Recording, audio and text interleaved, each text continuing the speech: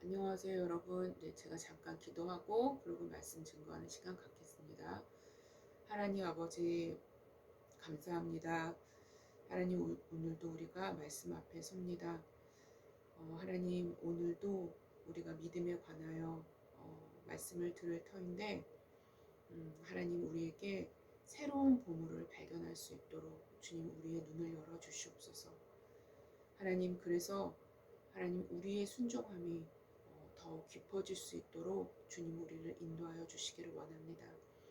하나님, 주님께서 요구하시는 순종을 하나님 각 위치에서, 각 사람들의 자리에서, 각 사람들의 그 상황에서 하나님께서 요구하시는 그 순종을 발견할 수 있게 하여 주시며, 또한 순종할 것들이 드러나 있는 상태에 있을 때에는 그 순종할 수 있을 만한 힘과 능력을 공급하여 주시기를 원합니다. 하나님, 그래서 우리가 온전한 순종으로 나아갈 수 있고 깊이 있는 순종함으로 나아갈 수 있도록 도와주시옵소서. 하나님, 그래서 하나님 앞에 온전한 제사를 드려드릴 수 있는 우리 모두 한 사람 한 사람이 되어줄 수 있도록 주님 인도하여 주시기를 원합니다. 주님, 말씀을 들을 때 성령님 함께하여 주시옵소서. 하나님, 말씀을 들을 때 성령님 우리 마음에 조명하여 주시옵소서. 하나님, 그래서 하나님 우리가 하나님의 뜻에 순종하며 나아갈 수 있도록 그 힘과 능력을 또한 공급받을 수 있는 그 시간도 동일하게 되게 하여 주시기를 원합니다. 감사하며 예수님의 이름으로 기도했습니다. 아멘. 네, 여러분 오늘도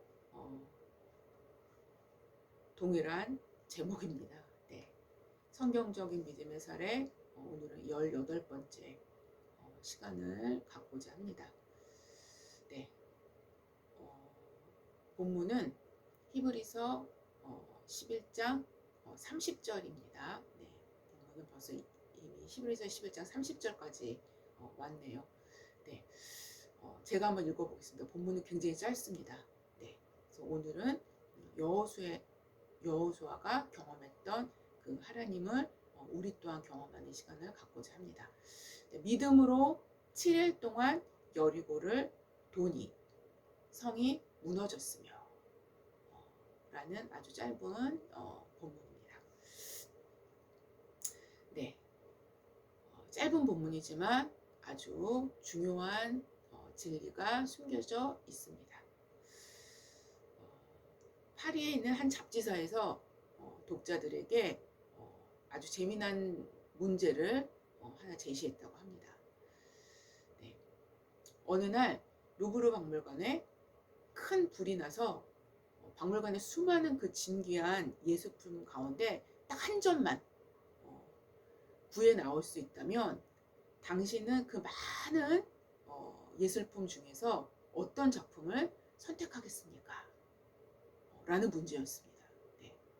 문제가 아주 재미나죠. 문제였습니다. 근데 수만 명의 독자들이 이제 거기에 대한 그 문제에 대한 해답을 제시하기 위해서 수만 명의 독자들이 이제 편지를 보냈다고 합니다. 근데 그 중에 젊은 화가가 보낸 편지가 최선의 답으로 선택이 되었어요. 네. 그 내용은 이렇습니다. 문에서 가장 가까운 작품을 선택한다. 라는 답이었습니다. 네. 사람들은 그가 쓴 답을 보고 아주 극찬을 했다고 합니다. 네. 루브르 박물관에 소장된 작품은 모두 세상에 둘도 없는 귀중한 것인데 무엇을 선택할까 고민하는 것은 어리석은 짓이다. 선택하는 그 시간 동안에 아마 다 불타 없어질 거예요. 네.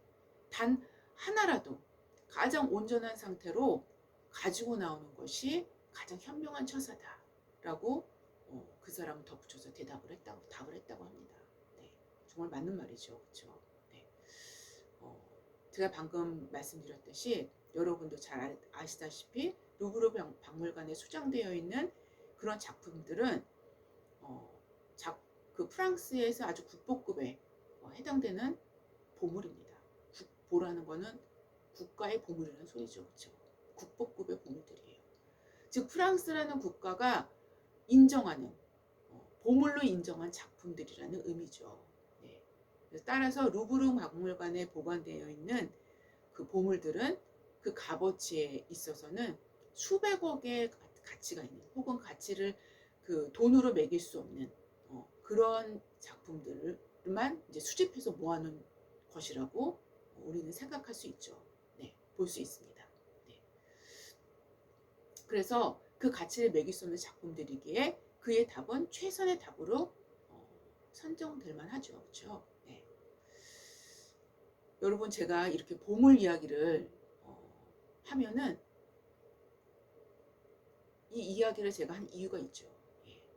이 보물 이야기를 하면 인간이 갖고 있는 보물에 대한 그 값어치, 그 가치를 간직할 수 있는 그 인식을 아주 쉽게 느낄 수 있을 것이라고 생각을 합니다. 보물 이야기를 하면은 그 보물에 대한 가치를 우리는 우리 나름대로 이렇게 상상을 하죠. 네. 여러분, 그 보물에 대한 가치, 그 인식을 잃지 마시고 계속 따라오시기 바랍니다. 네. 인간은 동물과는 달리 이렇게 보물에 대한 그 가치를 인식합니다. 물론 사람마다 자신이 보물이라고 생각하는 가치의 영역과 그리고 그 가치의 깊이를 다르게 느낄 수는 있습니다. 그렇죠. 사람마다 다 각각 조금씩은 다릅니다. 그러나 인간이라면 자신이 생각하는 보물에 대한 가치를 갖고 있습니다. 누구나 다 갖고 있어요. 즉, 누군가가 생각하는 보물은 그 사람의 가치관의 결정체라고 말씀드릴 수 있어요. 그 사람의 가치관에 의해서 그 사람의 보물이 결정되기 때문입니다. 그렇죠. 그리고 그 보물을 잘 관리하고 보존하는 것 역시 그 동일한 가치관의 연속선상에 있다고 말씀드릴 수 있어요. 예. 그렇게 존재할 수밖에 없습니다.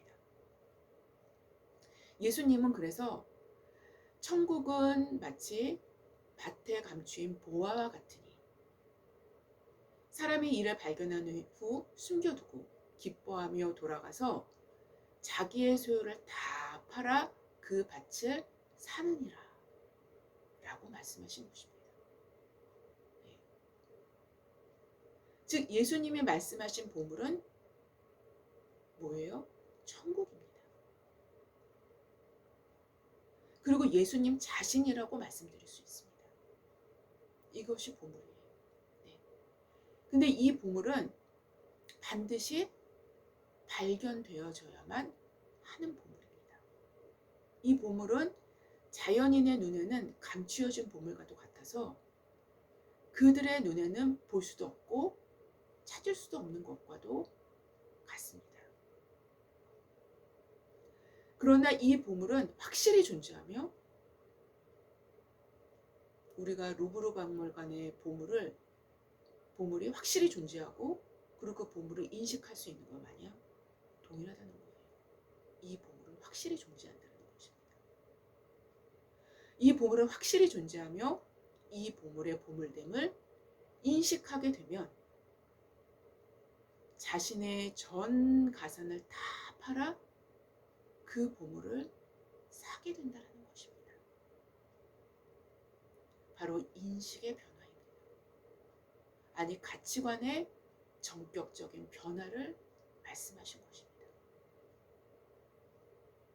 하지만 현대를 살아가는 그리스도인들조차도 이러한 가치관의 전격적인 변화를 경험한 사람은 그리 많지 않은 듯합니다. 여러분이 생각하는 진짜 속 깊은 보물은 무엇입니까?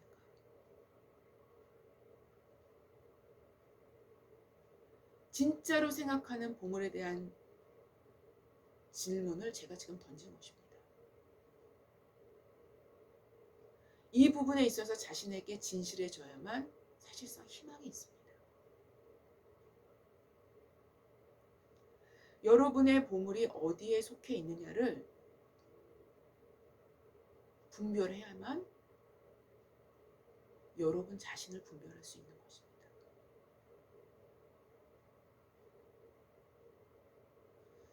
여러분, 어떤 신앙적인 많은 지식들을 갖고 있다고 해서 그 지식이 여러분이 아닙니다. 신앙서적을 많이 읽는다고 해서, 신앙서적을 많이 읽어서 거기에 대한 어떤 영적 지식을 많이 갖고 있는다고 해서 그것이 여러분이 아닙니다. 예. 여러분의 보물이 어디 속해 있느냐를 분별해야 여러분 자신을 분별할 수 있다는 것입니다. 왜냐하면 여러분의 보물이 있는 곳에 여러분의 마음도 바로 정확히 그곳에 있게 되어지기 마련이기 때문입니다. 그리고 여러분의 마음이 곧 여러분의 생명의 근원이 되기 때문이죠. 네. 잠언서에 나오죠. 네. 오늘 여러분에게 소개해드릴 보물은 바로 천국과 예수 그리스도와 아주 직접적인 관련을 갖고 있는 또 하나의 보물입니다. 네, 바로 순종이라는 보물입니다.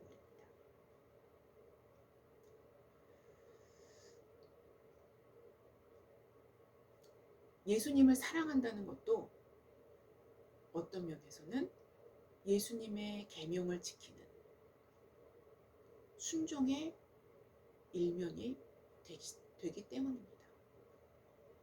네. 사랑은 곧 순종으로 표현되기도 하기 때문이죠. 네.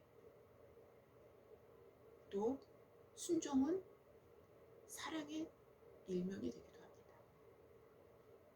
아주 긴밀한 관계를 갖고 있죠.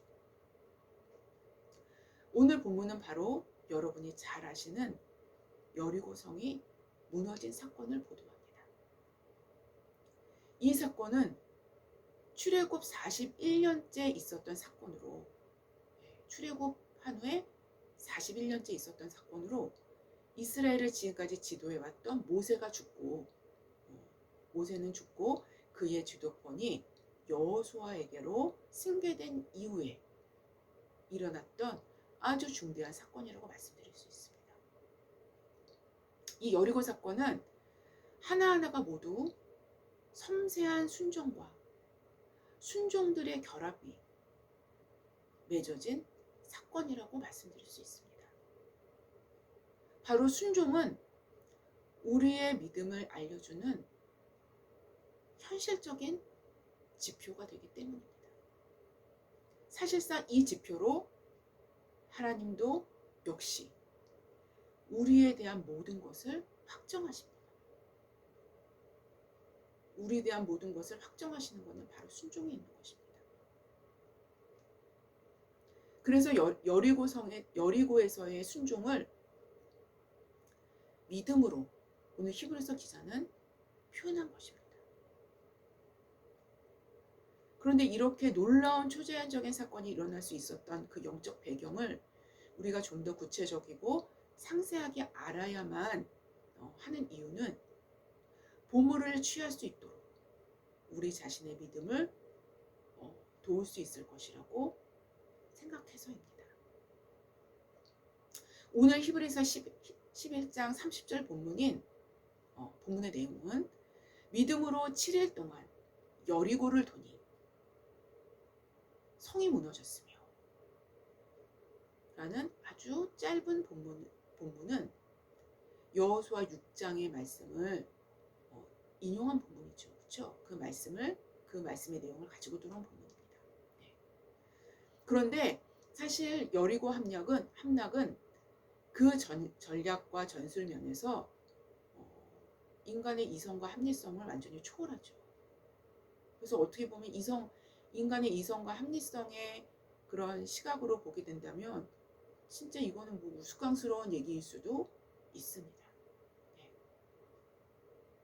인간의 이성과 합리성을 그 상상을 초월한다는 것입니다. 전쟁을 눈앞에 둔 현실적이고 실제적인 전시 상황을 생각한다면 더욱 그렇습니다.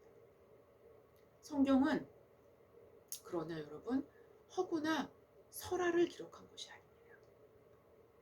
실제 상황을 기록한 것임을 인식할 때 말씀은 우리 자신의 사건이 되는 것입니다. 여리고성은 고고학적으로 성경의 기록을 뒷받침해 줄 수 있는 많은 자료가 사실상 확인되었습니다. 확인되어 있습니다. 이 성은 텔 에스 술탄이라고 불리는 언덕입니다. 언덕.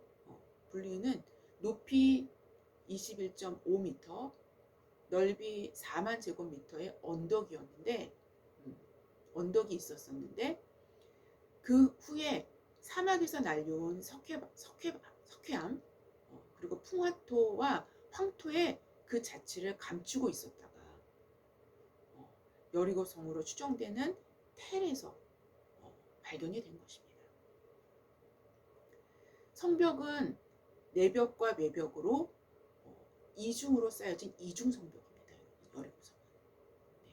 그래서 바깥벽의 두께는 약 1.8m고 높이가 9.2m였고 이런 벽이 이중으로 두 개로 쌓여져 있습니다. 네. 이중으로 두 개가 있고요. 그리고 이 이중 벽과 벽의 이중 벽 그 사이의 공간 네.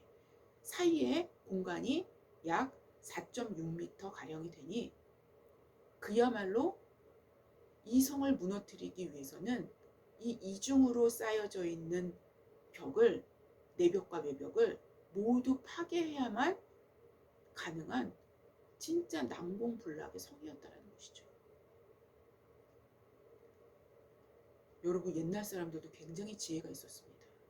그렇지 않습니까? 네. 현대인들만 지혜가 있는 게 아니에요. 네. 반면에 이스라엘 백성은 애굽에서 탈출한 이후 광야에서 방황해온 40년을 방황해온 노예의 떼거리들에 불과했습니다. 그들에게는 변변한 무기가 있을 리가 없죠. 그렇죠? 네. 그들에게 뛰어난 전략가나 전술가가 있었겠습니까? 전략가 전술도 있을 수가 없죠. 네. 군사훈련은 애초부터 없었던 노예 떼거리들 뿐이었다라는 것입니다. 그럼에도 성경의 기록을 보면 여리고성의 사람들은 이스라엘 백성으로 인해서 간담이 녹았다고 기록을 합니다. 여호수아 2장에 보면 나옵니다. 네. 왜일까요? 이미 그 뛰어난 세계적으로 막강한 군사력을 자랑했었던 그 애굽 군대를 완전히 멸절했다는 홍해 사건의 소문을 다 익히 들어서 그 주변 국가들이 다 입소문을 알고 있었더라는 거예요. 네. 익히 들어서 알고 있었기 때문에 간담이 높고 있었다는 것입니다.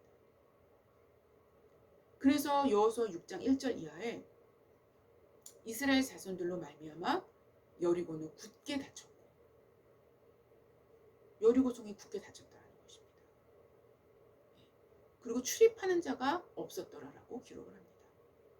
예, 여러분 성이라면요 그 성문을 열고 장사하는 사람들도 오가고 출입하는 사람들이 오가는 것이 정상적인 일입니다. 네. 근데 그 출입구가 완전히 굳건하게 닫혔다라는 것은 네, 이미 전쟁을 방비하기 위해서 닫혀져 있다는 것을 의미하죠. 네. 그래서 출입하는 자가 없었다라고 기록을 합니다.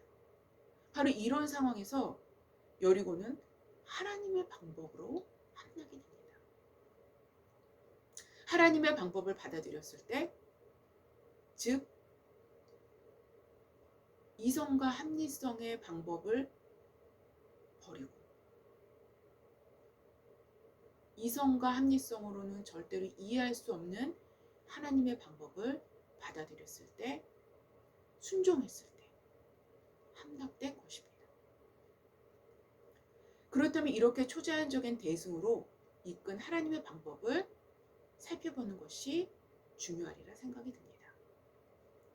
그런데 이런 승리의 단초가 되는 또 하나의 아주 중차대한 사건이 바로 여리고 사건 직전에 나옵니다. 어떻게 보면 여리고 사건의 승리는 이 여리고 사건의 직전의 사건 때문에 그 결과가 연결이 되기 때문에 여리고성의 승리를 가질 수 있었던 것입니다. 여호수아 5장 13절부터 15절 이하에 이렇게 기록이 됩니다. 바로 여호수아가 여호와의 군대 대장을 만나게 된 사건입니다. 그리고 여호수아는 군대 대장의 내 발에서 내 신을 벗으라라는 명령에 순종하게 됩니다. 제가 전에도 말씀드린 바 있었는데 여호와의 군대 대장으로 표현된 분은 하나님 자신인 제2의 위격을 갖고 계신 성자 예수 그리스도를 말씀하십니다. 네. 성육신 전의 예수님으로 보는 것이 보수 학자들의 일반적인 견해입니다. 칼빈도 그렇게 봤습니다. 즉 여호수아가 이스라엘 백성을 지휘하는 그 지휘권을 여호와의 군대 대장에게 넘겨준 그 순종, 자신의 권리를 포기하는 그 순종이 여리고성 승리의 단초가 된 것임을 우리는 확인할 수 있습니다. 왜냐하면 바로 여호수아 자신의 지휘권을 포기한 직후에 여호수아는 군대 대장으로부터 기묘한 전술과 전략을 수여받게 되기 때문입니다. 여호수아 6장 2절부터 4절 이하에 여호와께서 여호수아에게 이르시되 보라 내가 여리고와 그 왕과 용사들을 내 손에 넘겨주었으니 너의 모든 군사는 그 성을 둘러 성 주위를 매일 한 번씩 돌되 엿새 동안 그리하라.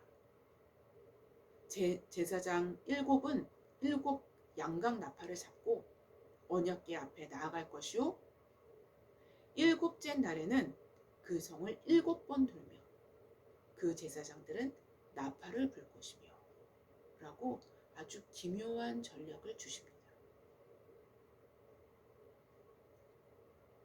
또 이어서 이 기묘한 전술과 전략을 그대로 여호수아가 순종했을 때 전무후무한 승리를 얻을 수 있게 된 것입니다.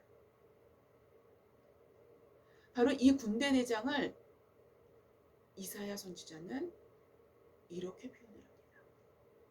그의 어깨에는 정사를 메었고 그의 이름은 기묘자라, 모사라, 전능하신 하나님이라, 영존하시는 아버지라, 평강의 왕이라 할 것이라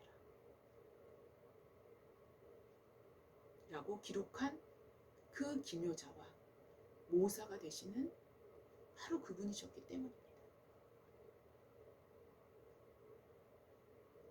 우리는 여기서 중요한 것을 발견하게 됩니다. 우리의 권리를 포기할 때가 바로 기묘자와 모사가 되는 기묘자와 모사가 되시는 전능하신 하나님의 기묘한 전술과 전략이 풀어지게 되는, 그것을 수여받게 되는 그 시점이 된다라는 것입니다.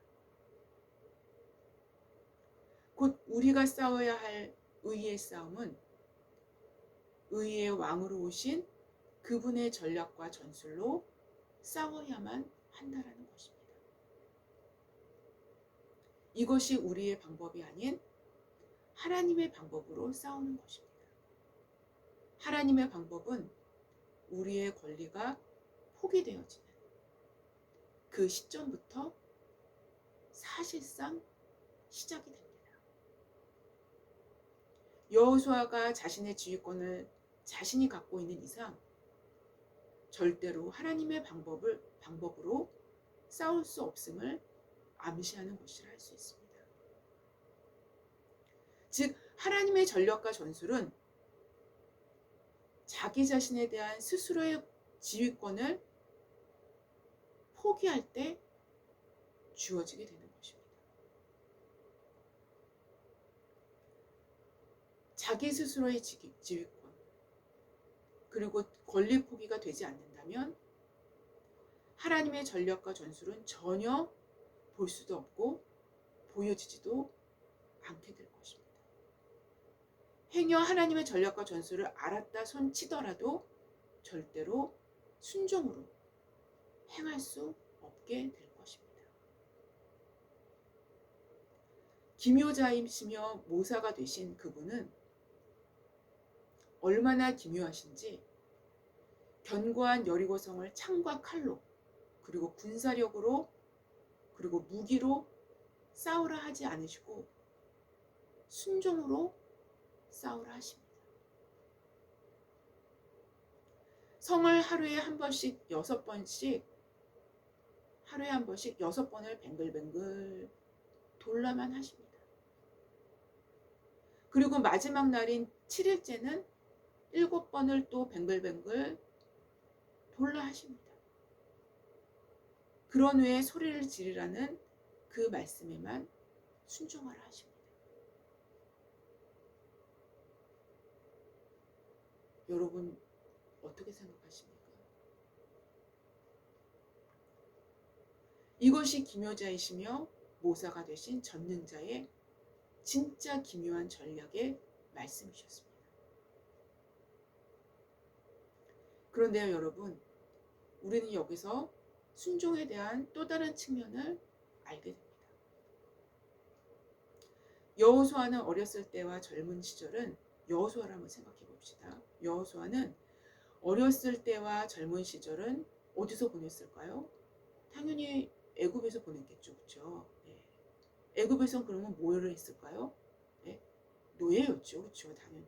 네. 그의 젊은 시절은 그의 어렸을 적과 젊은 시절은 애굽의 노예로서의 삶을 살았습니다. 그러다가 40세쯤 되었을 때 모세를 따라 출애굽의 백성들 중에 끼어서 출애굽을 한 것입니다. 80세쯤 되었을 때 모세의 뒤를 이어 이스라엘 백성의 지도자가 된 것입니다. 그렇기 때문에 그는 여호와의 군대 대장이 내 발에서 내 신을 벗으라 라고 말씀하실 때 그의 의미를 아마 정확하게 알고 있었을 것입니다. 어떤 부분에 있어서는요. 신이 없다라는 것은 노예 계급이라는 것을 상징합니다. 신이 없다라는 것은.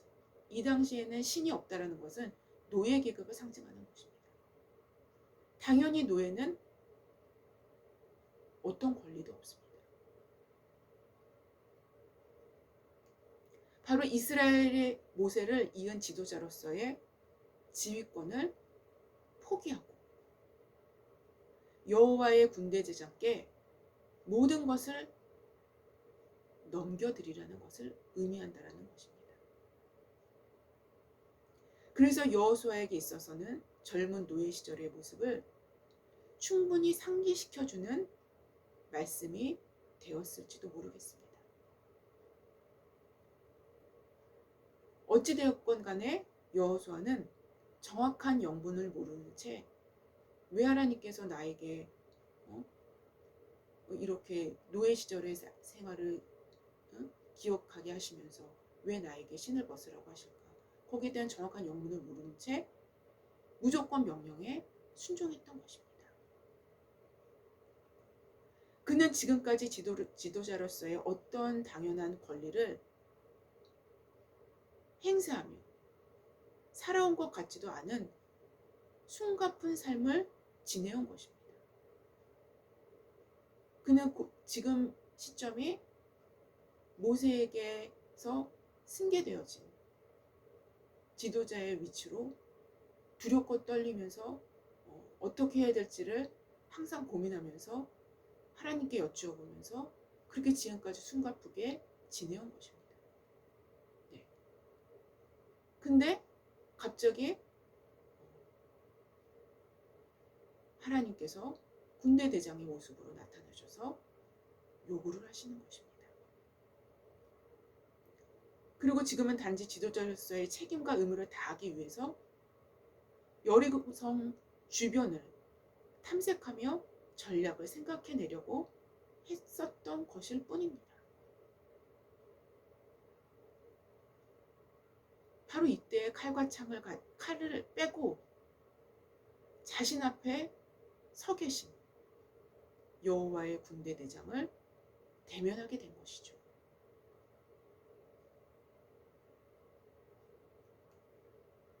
마치 여호와의 군대 대장은 여호수아에게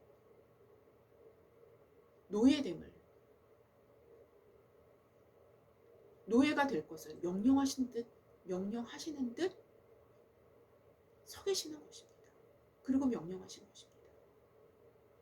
이 명령이 얼마나 엄중한 명령인지 여호와의 군대 대장은 칼을 빼고 그 앞에 서 계셨던 것입니다.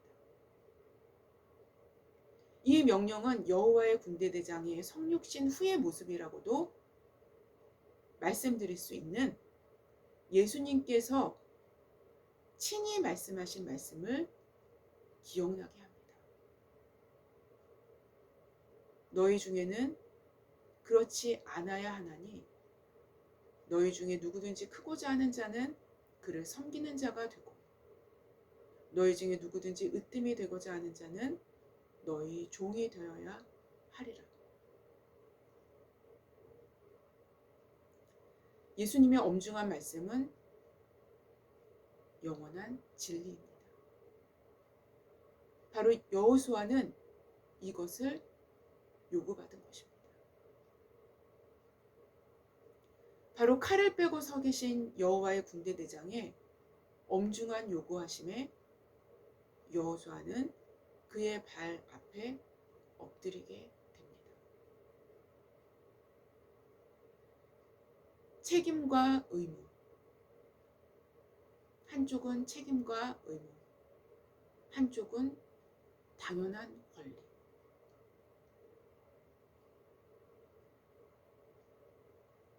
어느 측면에서는 이 두 가지가 상반된 개념으로 생각할 수도 여러분 있겠죠. 예.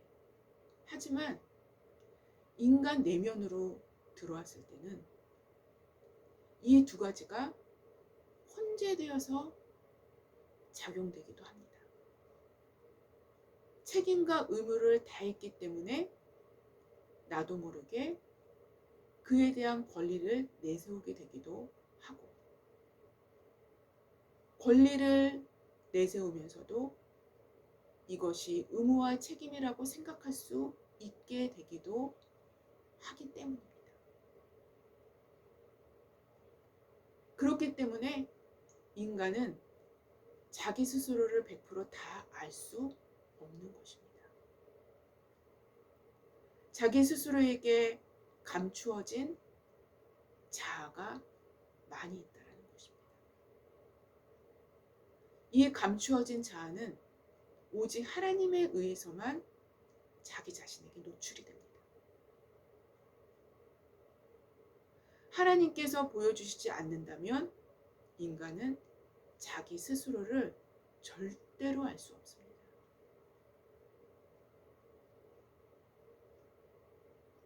즉 여호와의 군대 대장의 모습을 통해서 우리는 여호수아 자신 스스로에게 감춰진 스스로에 대한 권리, 주장의 일면을 확인할 수 있게 됩니다.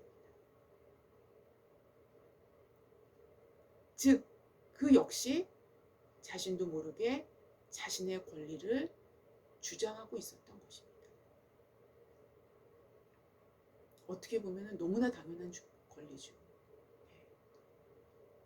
어떻게 보면 너무나 당연한 권리입니다.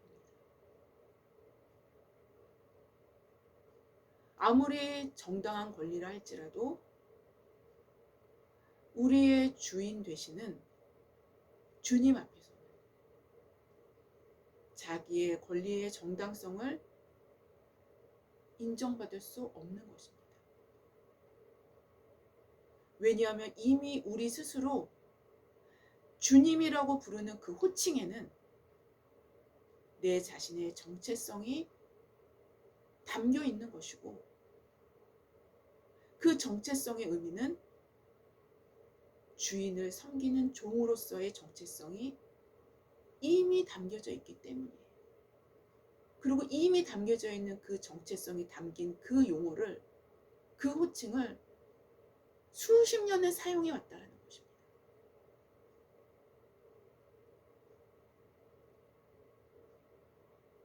바로 이 시점에서 우리는 깨달을 수 있는 것이 있습니다. 순종에도 깊이가 있습니다. 하나님의 요구하심의 수준만큼, 그 요구하심의 깊이만큼 순종의 깊이가 따라와야 한다는 것입니다. 감추어진 자아가 오직 하나님에 의해서만 자기 자신에게 노출될 수 있듯이 하나님께서 친히 노출시키는 것을 순종하는 순종함이 있다라는 것입니다.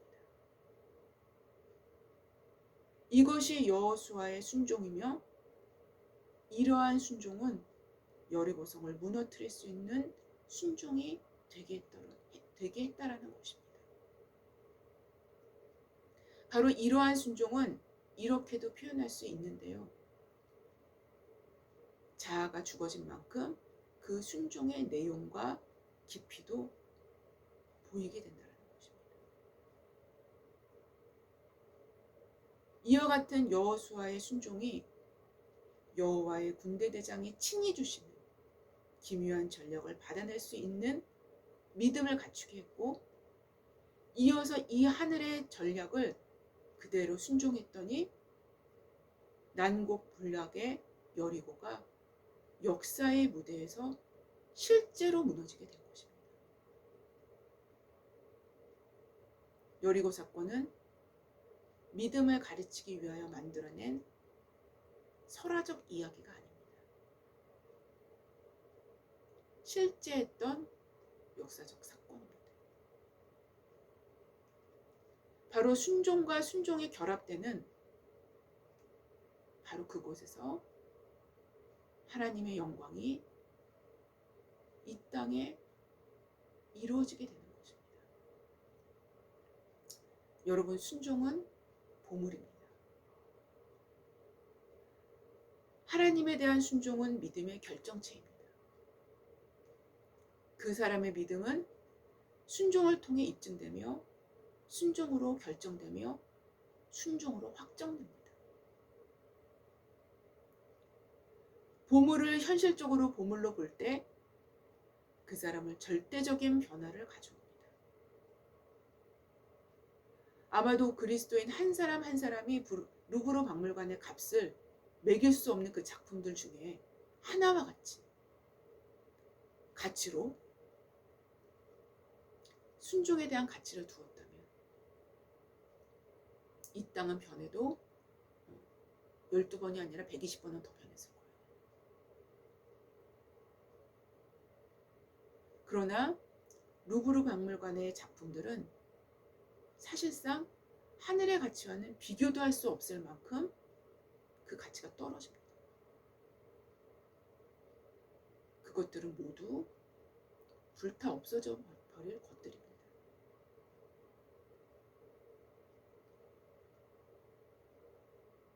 아무쪼록